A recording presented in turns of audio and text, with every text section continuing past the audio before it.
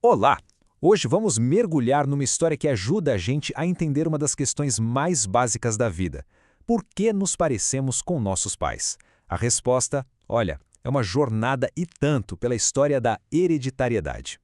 Por muito tempo, essa pergunta de como as características passam de uma geração para outra foi um verdadeiro quebra-cabeça. A ideia geral era que tudo se misturava, sabe? Mas a realidade, a realidade é bem mais interessante que isso. E para a gente encontrar a resposta, a gente precisa viajar no tempo, lá para o século XIX. Para um lugar bem inusitado, onde nasceu uma ideia que mudou tudo. Esse lugar aqui são os jardins de um mosteiro na atual República Tcheca. E foi aqui que um monge, um cara chamado Gregor Mendel, com uma curiosidade que não tinha fim, começou a fazer uns experimentos que, sem ele talvez nem imaginar na época, iam revolucionar a ciência para sempre. A história do Mendel é quase uma investigação de detetive. E a principal pista dele? Ervilhas. Parece simples, né? Mas vamos ver como ele usou essas ervilhas para desvendar o código da vida.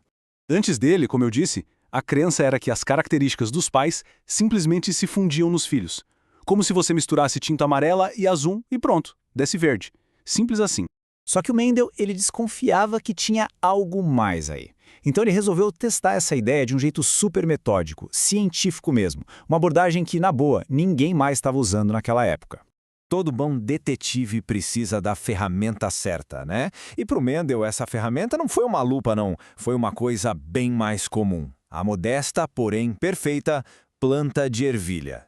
E a escolha da ervilha, gente, foi uma sacada de gênio. Elas crescem rápido, têm características bem fáceis de ver e o mais importante de tudo, ele podia controlar quem cruzava com quem. Total controle do experimento. E ele não tentou olhar para tudo de uma vez. Não, ele foi esperto. Focou em 7 características bem específicas.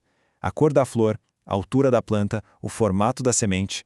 Cada uma dessas coisas só tinha 2 versões, o que tornava muito mais fácil seguir os padrões.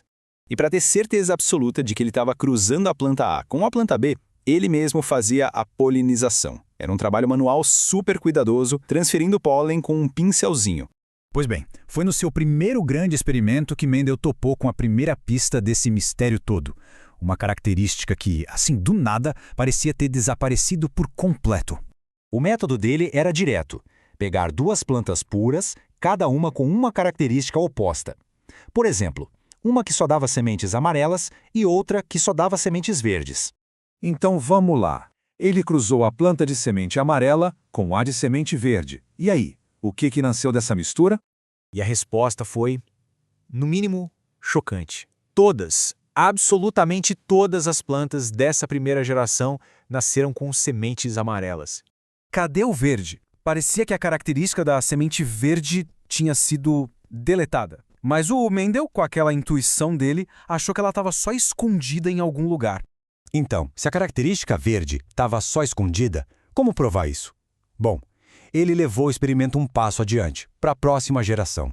E foi aí que a mágica aconteceu de verdade.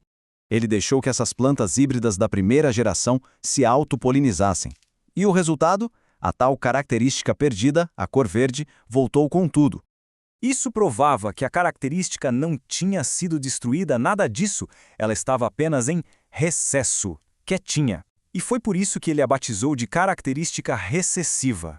Mas o Mendel não parou por aí. A verdadeira arma secreta dele não estava na jardinagem, mas sim na matemática. Ele não só olhou, ele contou tudo. E foi nos números que ele encontrou um padrão surpreendentemente consistente, um código secreto que parecia governar a hereditariedade.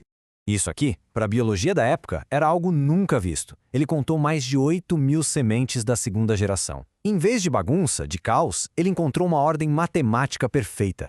Para cada planta com a característica recessiva, a verde, apareciam 3 plantas com a característica dominante, a amarela. Uma proporção de 3:1. E o mais impressionante, ele encontrou essa mesmíssima proporção de 3:1 em todas as 7 características que ele estudou. Não era coincidência, era um padrão. E padrões exigem uma explicação. Uma proporção de 3:1 não aparece do nada, né? Isso levou o Mendel à sua grande explicação, a ideia de fatores herdáveis, que hoje a gente conhece por outro nome, genes. A hipótese dele foi a seguinte: cada característica é controlada por um par desses fatores. Um fator vem da mãe, o outro do pai.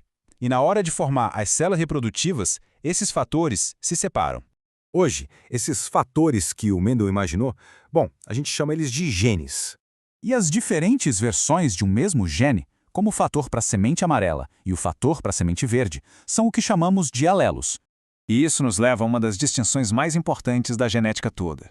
Uma coisa é a receita, o código genético do organismo, que é o seu genótipo.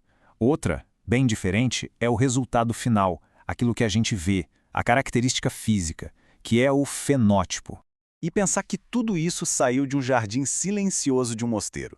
Gregor Mendel não nos deu só respostas, ele nos deu a linguagem para entender nosso próprio DNA. Ele decifrou o primeiro código fundamental da vida. E a pergunta que fica para a gente hoje é: quais são os outros códigos da natureza que a gente ainda precisa desvendar?